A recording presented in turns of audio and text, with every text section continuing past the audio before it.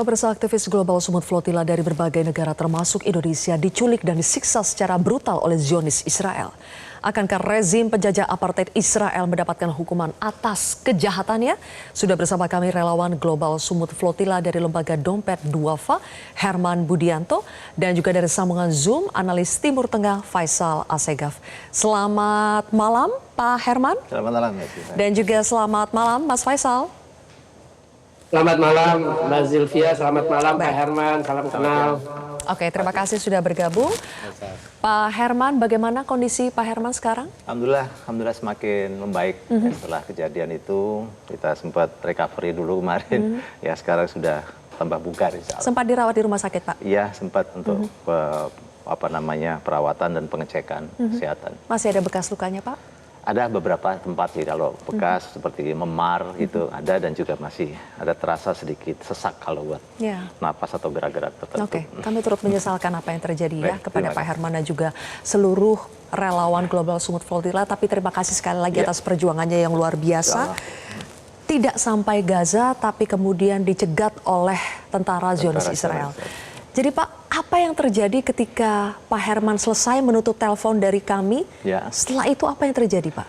Setelah menutup telepon dengan itu ya, kami langsung sudah menyiapkan di tempat posisi yang di depan. Kemudian langsung memakai pelampung karena memang standarnya begitu. Dan sudah langsung mereka datang di booth kami dan kami langsung ditawan oleh mereka. Jadi kami disuruh jalan ke sebuah tempat di bawah ya, kemudian tangan kami diikat. Diikatnya itu sejak? Sejak pas mulai mereka masuk ke itu tadi. Ke kapal tadi? Kapal, kita suruh pindah ke tempat, belum diikat, tapi setelah itu langsung diikat. Diikat di posisi belakang dan kaki kita suruh posisi seperti orang sujud itu. Jadi mata sudah ditutup Pak? Mata belum, waktu itu mata belum. Jadi duduk sama itu ditutup. Sambil kemudian ditendang, dipukul, didorong, ya sambil dimaki-maki dengan kata-kata yang kasar dan seterusnya seperti itu. Kami akan tampilkan ya, salah satu video yang viral itu adalah ketika Menteri Keamanan Nasional rezim Zionis Israel, Itamar Ben-Gvir itu, dia mempublikasikan langsung apa yang dia lakukan kepada para relawan. Ini momen-momennya Pak Herman mungkin bisa mengingat. Pak Herman melihat langsung Itamar Ben-Gvir ini? Kejadian melihat langsung saya tidak, ya, tapi posisi saya juga ada di sana. Cuma posisi itu kan mengantri ada sekitar 482 tawanan di antara kami itu, dan posisi kami harus begitu tadi. Semuanya dibegitukan ya Pak? Begitu, menunduk. Harus dalam posisi seperti itu? Iya, menunduk. Jadi kalau kita naik, langsung saya merasakan ketika kepala saya naik dikit, ditendang. Diinjak kepala, diinjak punggung. Jadi kita memang tidak boleh bergerak sama sekali. Jadi kalau ada sesuatu pun kita nggak ngerti apa yang terjadi. Misalnya ada Ben-Gvir datang, kita nggak akan lihat. Tapi Bapak mendengar lagu kebangsaan Israel yang diputar itu terus dinyanyikan oleh mereka sambil diiringi teriakan-teriakan kesakitan dari teman-teman kami itu. Itu setelah dari kapal Mbak itu. Jadi setelah kami dibawa ke kapal, baru ke arah imigrasi, itu penyiksaan yang paling beratnya adalah posisi di posisi itu. Pada saat berlutut seperti itu Pak? Berapa lama harus dalam posisi seperti itu Pak? Itu kalau nggak salah 3-4 jam. Ya, ada yang di bawah terik matahari? Di bawah matahari. Ya, di bawah terik matahari kita posisi begitu dan nggak boleh bergerak itu. Tangan dan kaki kita itu sudah mati rasa dan nahan sakit yang luar biasa sambil dengerin teriakan-teriakan baik perempuan maupun laki-laki yang minta ampun, help me itu banyak sekali. Itu histeris lah sambil dinyanyikan lagu Israelnya itu dengan suara yang lebih keras gitu. Diteriaki teroris juga Pak? Terus diteriakin dengan segala macam kata-kata kotor, teroris, ya, dan kata-kata pokoknya kotor hewan dan segala macam keluarlah dari mereka itu. Jadi bagi mereka para relawan yang membawa bantuan buat warga Gaza itu adalah teroris? Dianggapnya teroris, temannya teroris, pendukung teroris dan seterusnya seperti itu. Apa yang terjadi kemudian setelah proses 3-4 jam itu Pak? Kemudian dibawa ke tahanan? Ya, belum. Jadi dibawa dulu ke imigrasi. Nah, di imigrasi itu kami diinterogasi. Interogasinya ada sampai 8 atau sampai 10 pos. Jadi kita berpindah-pindah. Diinterogasi sini, kita dicaci maki, kamu diancam akan dipenjara panjang dan seterusnya karena kamu itu mendukung teroris, temannya teroris dan seterusnya. Tapi selain kata-kata itu ada yang aneh. Mereka itu kata-katanya itu terkait dengan masalah ayu guys, seperti itu. dia menanyakan hal yang seperti apa, apakah kamu gay, maukah kamu mencium saya, dan segala macam itu juga ditanyakan oleh mereka. Hal yang menurut saya aneh, ini nggak ada hubungannya dengan masalah kemanusiaan dan masalah ini, tapi mereka, jadi memang cukup banyak pelecehan seksual juga di sana gitu ya. Pelecehan seksual dalam arti secara fisik atau betul verbal, Pak? Fisik. Fisik. Kalau secara fisik misalnya, mohon maaf ya bahasanya, kalau ditelanjangi semuanya ditelanjangi 2-3 kali. Baik laki-laki maupun perempuan? Baik laki-laki maupun perempuan. Semuanya. Semuanya, Semuanya. Pak? Kemudian ada yang sampai dipegang, bahkan ada yang sampai, mohon maaf, dilakukan pemerkosaan, itu juga banyak yang dilaporkan. Pemerkosaan? Iya, baik laki-laki maupun perempuan. Itu dilakukan oleh tentara? Tentara IOF itu, IDF itu. Pada saat di mana? Pada saat kita nggak tahu persis, ya, karena masing-masing benar memberikan laporan. Laporannya kan bermacam-macam, karena saya begitu masuk yang di antrian dari setelah kapal keluar, itu sudah teriakan-teriakan kesakitan, teriakan-teriakan minta tolong itu udah banyak sekali, dan itu mungkin terjadi di situ juga. Kemudian di tempat lain, karena ada titiknya itu banyak sekali, Mbak. Jadi kan saya bilang 8-10 titik, habis dari sini kita pindah ke sini, pindah ke sini, pindah ke sini, di tempat yang tertutup. Nah, karena ada beberapa tempat yang kita di tempat tertutup juga yang, nah mungkin terjadi di situ juga. Gitu. Di tempat pada saat diinterogasi itu, Pak, hanya relawan dengan interrogatornya atau ada banyak orang? Banyak, ada. Jadi gini, di beberapa tempat ada yang banyak orang, ada yang di tempat kita didampingi lawyer, namanya dari lawyer Adalah, itu lawyernya dari Global Sumut Flotilla, itu ada kita ada lawyer namanya Adalah tadi, mendampingi, tapi di satu titik saja mendampinginya, di titik-titik lain nggak ada pendampingan, itu tadi artinya mereka leluasa melakukan banyak hal. Gitu. Kalau imigrasi, ini petugas imigrasi atau sebetulnya tentara Israel juga, Pak? Jadi ada petugas imigrasi, tapi didampingi semuanya tentara. Dan tentaranya semuanya bertutup muka, seperti itu. Dan itu sambil melakukan pemukulan, tendangan, dan kita nggak boleh jalan begini. Jalannya selalu begini, harus menunduk begini. Terus dalam jalan waktu kaki itu, saya yang mohon maaf, biasa olahraga saja, itu kaki saya sampai gemetar. Ya, karena lamanya dan panjangnya proses yang seperti itu. Apa yang ditanyakan, Pak? Banyak. Sebenarnya pertanyaan-pertanyaan yang kamu kesini kan mau, bukan pertanyaan ya, tapi lebih kepada memojokkan. Kamu kesini kan bukan hanya membawa bantuan, pura-pura saja membawa bantuan. Kamu tujuannya kan ingin melawan kami, ya, mendukung terorisme dan segala macam. Ya. Lebih kepada hal-hal tudingan-tudingan, Pak? Tudingan-tudingan. Nah, tudingan-tudingan. Bukan pertanyaan ya. Kalau pertanyaan kan lebih apa kamu dan seterusnya. Kalau ini lebih kepada tudingan-tudingan, terus itu diulang-ulang. Di semua pos seperti itu, Hampir Pak? semua pos. Bahwa kami ini adalah negara yang sudah menguasai Gaza, Palestina. Kamu tidak boleh masuk ke sini tanpa izin kami dan seterusnya. Kami sudah memasuki perairan kami. Padahal kami kan masih jauh dari perairan mereka ya. Karena masih di perairan lepas. Seperti itu terus dilakukan sambil dipukul, ditendang, diinjak, ya, dan segala macam bentuk yang kita lakukan. Kemudian baru dibawa ke tahanan? Nah, setelah proses tadi kita selesai, baru kemudian diikat, diborgol tangan dan kaki. Borgol dan tangan kaki. Banyak juga yang sambil ditutup matanya, ya. Kemudian kami diseret, dibawa ke mobil tahanan, sekitar perjalanan juga lama lah, 3-4 jam di mobil penjara tadi. Kita nggak bisa ngelihat apapun karena tertutup semuanya. Baru kita sampai masuk di penjara. Dari penjara itulah kami masih belum selesai itu. Prosesnya juga sekitar 8-10-an titik. Kita harus jalan habis ke sini, terus di sebuah tempat yang kita nggak ngerti, dipindahkan ke kerangkeng sini, penjara sini, yang penjara-penjaranya itu sering berbau hewan. Ya, kayaknya itu penjara juga pernah untuk entah anjing, entah hewan-hewan yang lain ya, karena banyak kotoran-kotoran. Bentuk penjaranya seperti apa, Pak? Sel, jeruji besi, atau ada yang bilang kan seperti kontainer ya, Pak? Iya, itu yang kontainer yang pertama. Yang dari perpindahan dari boot kita, dipindahkan ke kapal militer mereka, dibuatnya kontainer. Kita dimasukkan kontainer itu juga sudah dipukulin dan segala macam. Kita tidur di kontainer yang basah, yang baju kita basah gitu, baju kita basah, ini kita basah.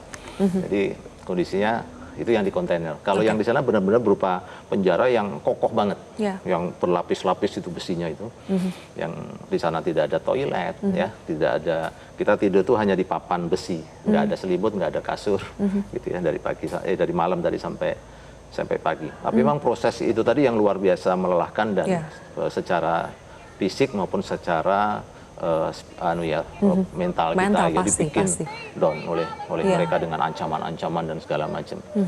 Karena mereka juga kelihatannya mencari data-data kita juga di internet dan segala macam itu untuk memastikan kita ini siapa dan seterusnya. Gitu. Jadi dilakukan profiling juga ya? Profiling dalam selnya Pak Herman itu ada berapa orang, Pak? Ada 30. 30? 30 orang. Suasananya bagaimana? Sempit, Pak? Sempit sekali karena banyak yang tidurnya di lantai jadinya. Karena saya nggak muat. Muatnya itu seharusnya cuma kalau sesuai bednya itu 12. Ada bed? Ya tadi. Hanya 12 tapi ya? 12 tapi yang berupa tempat tidur besi tadi. Tidur besi tadi. Oke, baik. Saya ke Mas Faisal dulu ya. Baik. Mas Faisal, jelas sudah ada pelanggaran HAM yang luar biasa di sini. Tapi bagaimana kita bisa menuntut keadilan buat para relawan Global Sumut Flotilla? Kepada siapa para relawan ini harus memintakan pertanggungjawaban, Pak? Ini yang sulit ya, karena kan rekaman atau rekam jejak pelanggaran hukum internasional, kejahatan perang dan kejahatan kemanusiaan yang dilakukan Israel itu sudah lama. Kalau kita mulai dari sejak menjelang dibentuknya Israel, ada Nakbah, kemudian juga Perang Gaza sudah berlangsung 5 kali. Terakhir itu 2014 ada tim pencari fakta dari Dewan Hak Asasi Manusia Perserikatan Bangsa-Bangsa setelah Perang Gaza 2014 itu menyimpulkan terjadi kejahatan perang dan kejahatan kemanusiaan yang dilakukan, kesimpulannya waktu itu, baik oleh Hamas maupun oleh Israel. Nah, waktu itu tim pencari fakta merekomendasikan hasil pencarian mereka, hasil pencarian fakta mereka ke Dewan Keamanan, tapi tidak ada tindak lanjut dari Dewan Keamanan. Ya, kita tahu karena di situ ada PBB.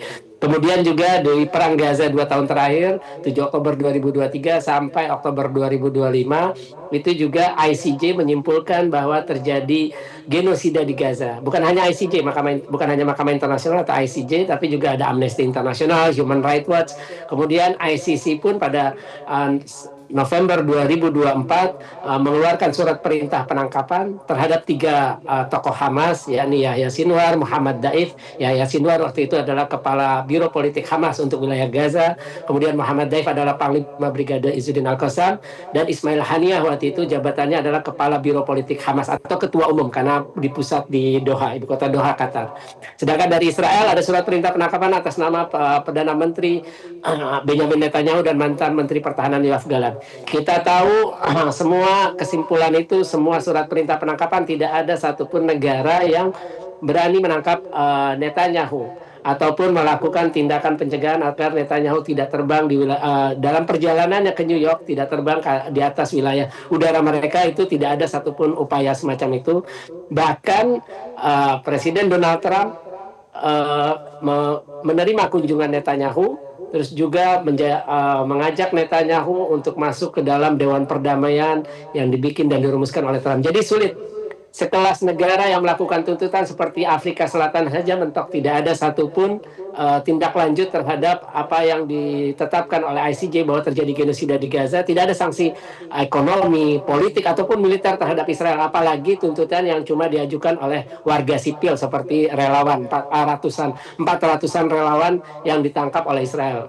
Untuk negara saja itu tidak bisa dalam konteks negara, yakni di Dewan Keamanan, karena itu tadi Israel selalu dibela oleh Amerika Serikat. Sejak masa pendirian Israel itu sudah kelihatan sekali pembelaan Amerika, di mana sejak hanya butuh 11 menit setelah David Ben Gurion mendeklarasikan berdirinya Israel pada 14 Mei 1948, hanya butuh 11 menit bagi Presiden Harry S. Truman waktu itu untuk mengakui Israel sebagai sebuah negara. Jadi Amerika menjadi negara pertama yang memberikan pengakuan terhadap Israel. Kemudian kalau dari negara berpenduduk mayoritas Muslim disusul oleh Turki. Turki pada tahun 1949 menjalin relasi resmi dengan Israel.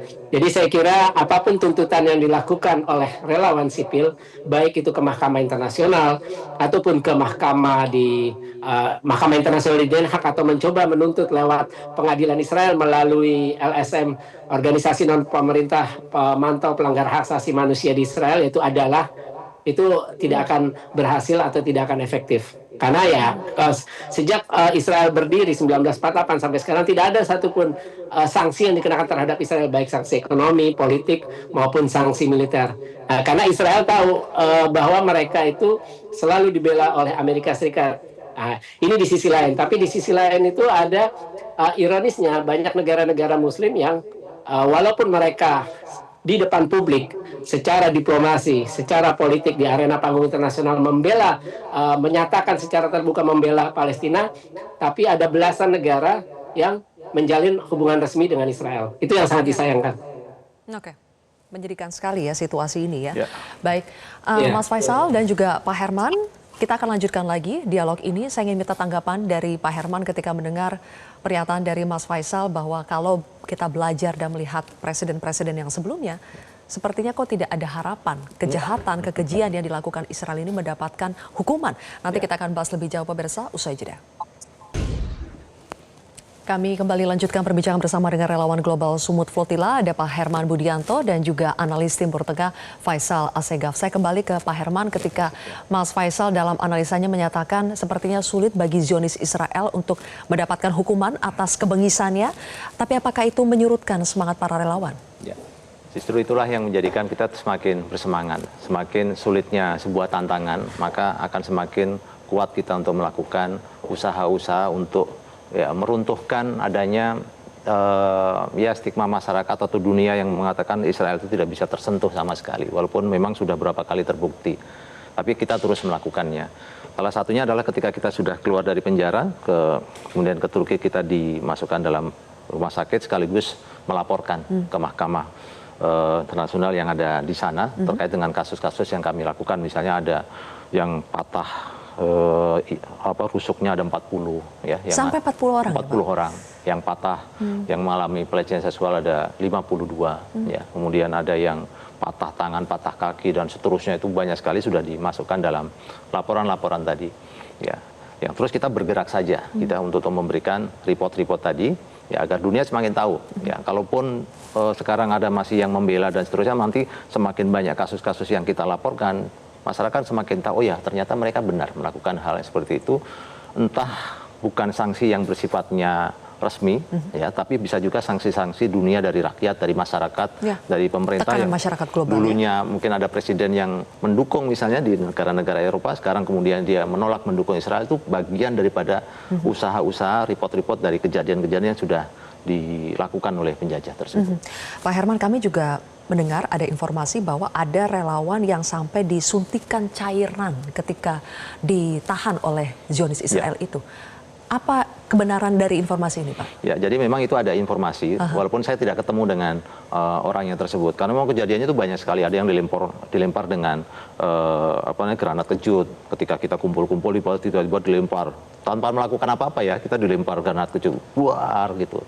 Kemudian disetrum ya, kemudian ada yang disuntik tadi. Nah, suntiknya itu yang perlu dicek lebih lanjut apakah isinya berupa racun atau yang lainnya yang perlu dicek lebih lanjut, karena memang jenis penyiksanya itu banyak sekali gitu yang kita alami itu tadi gitu.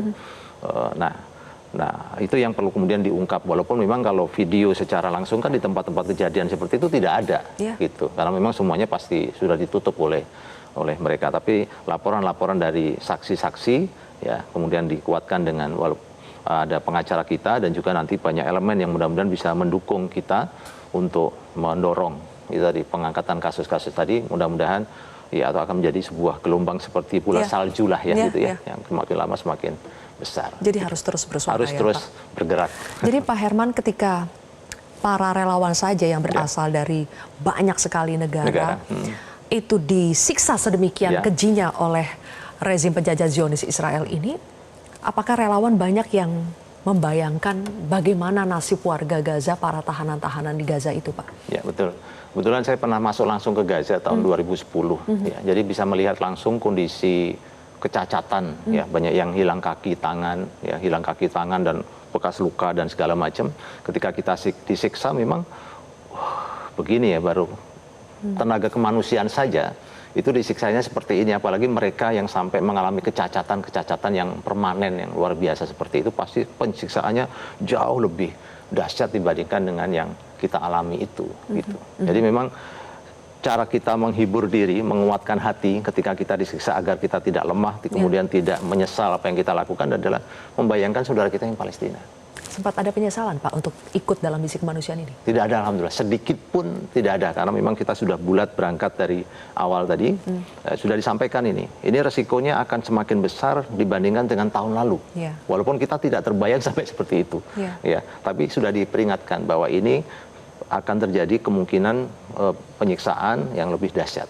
Ya, ternyata benar, walaupun di luar dari prediksi, tapi paling tidak kita sudah ada penyiapan hati, penyiapan fisik yang kita lakukan, dan tentu yang penting keluarga nih, jangan sampai keluarga melihat kami diculik kemudian mengalami kondisi-kondisi mental yang down dan seterusnya seperti itu. Oke, ini kan GSF 2.0, kemungkinan masih akan ada GSF selanjutnya. Dengan adanya pengalaman buruk seperti ini, Pak Herman, apakah menurut Pak Herman ini akan menyurutkan semangat teman-teman lain, mungkin relawan yang juga ingin ikut berjuang dalam misi GSF berikutnya? Ya. Atau justru semakin menyurutkan semangat mereka? Saya bukan hanya ngobrol dengan tim yang ada di Indonesia ya, ngobrol juga dengan yang dari lain. Satu kapal kami itu kan dari ada Yahudi Amerika, satu kapal dengan saya itu Yahudi Amerika, dari Jerman, Belanda, Austria, dan juga ketemu dari rombongan ketika kami selesai di penjara tuh ngobrol dengan mereka ya, dengan dari Italia dan segala macam. Apakah kalian kapok dengan apa yang kami sudah terjadi? Luar biasa. Jadi tidak ada kata sedikit pun rasa kapok dari mereka. Kalau kita ini kan tanda petik masih punya pahala gitu ya. Kita berharap ada pahala dari Allah, dari rasa sakit. Tapi ketemu dengan teman-teman yang ateis, mereka melakukan dengan hal yang sama dengan kita. Mereka kan tidak ada urusan dengan Sang Pencipta gitu ya.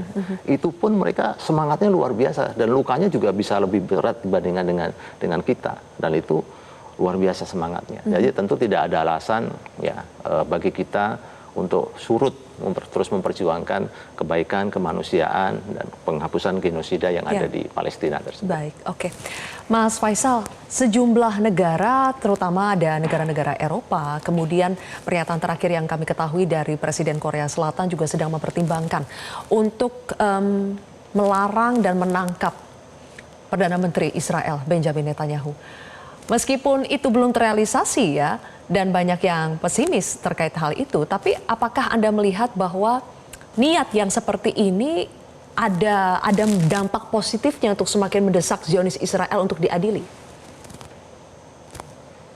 Ya sih, kalau saya lihat dari sisi Indonesia dulu ya, ketika para relawan, masyarakat sipil, organisasi HAM mencoba menuntut atas perlakuan tidak manusiawi, penyiksaan terhadap ratusan relawan yang kemarin ikut Global Summit Flotilla, harusnya apa yang disampaikan oleh pemerintah dalam hal ini Menteri Luar Negeri Sugiono itu sebenarnya tidak cukup, sangat tidak cukup. Harusnya pemerintah Indonesia, siapapun itu lewat Presiden Prabowo yang semestinya berbicara ketimbang Menteri Luar Negeri, itu harusnya menuntut Israel meminta maaf kepada seluruh rakyat Indonesia. Kemudian pemerintah Indonesia harus menuntut kompensasi atas kerugian materi dan imateri yang dialami 9 relawan asal Indonesia. Kenapa ini harus dilakukan? Pertama, karena memang ada amanah dari pembukaan konstitusi. yakni siapapun pemerintah yang berkuasa saat itu adalah salah satu amanah konstitusinya adalah melindungi segenap tumpah darah Indonesia dan seluruh bangsa Indonesia. Nah, 9 relawan ini adalah bagian dari bangsa Indonesia. Jadi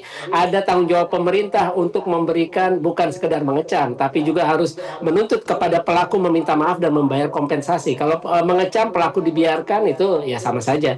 Terus yang kedua adalah tindakan menuntut permintaan maaf, bukan sekedar mengecam, terus meminta Israel memberikan kompensasi, karena ini bukan pertama. Di Libanon kita kehilangan 4 tentara, pemerintah kita cuma mengecam. Terus kemudian juga di Gaza ada representasi dari masyarakat Indonesia, rumah sakit Indonesia di Gaza dirusak, dihancurkan, dijadikan markas oleh tentara Israel. Kita hanya mengecam, tapi kita tidak pernah meminta pemerintah kita meminta Israel, menuntut Israel meminta maaf kepada seluruh rakyat Indonesia, kemudian meminta kompensasi. Harusnya Israel mengganti rugi atau membangun kembali rumah sakit yang mereka rusak itu sendiri, yang mereka serang, yang mereka jadikan markas.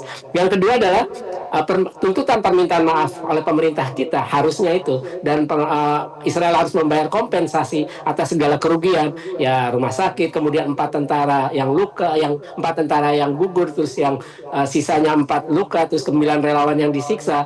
Itu adalah untuk memperbaiki citra pemerintah kita yang sudah rusak di mata rakyat Palestina, terutama kalangan pejuang, karena kita masuk Dewan Perdamaian.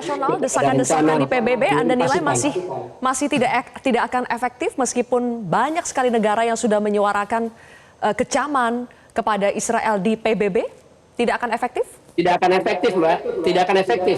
Dengan masyarakat sipil ratusan yang maaf ya, disiksa, ratusan ribu, puluhan ribu dan lainnya rakyat Palestina yang menjadi korban genosida saja sangat tidak efektif. Itu tadi karena Israel dan Amerika tahu. Baik, Mas Faisal, ada negara-negara Eropa terutama belakangan yang menonjol adalah Spanyol ya. Perdana Menterinya mengeluarkan berbagai kecaman, kemudian juga sudah dengan tegas menarik garis antara Israel dengan Spanyol. Apakah dengan tampilnya pemimpin-pemimpin seperti ini akan setidaknya memberikan dorongan kepada negara-negara lain untuk melakukan hal yang sama? Ya, harapannya begitu. Itu kan semacam tekanan diplomatik bagi Israel. Kita tahu negara-negara Eropa, saya kira mungkin mayoritas atau semuanya memiliki hubungan diplomatik dengan Israel.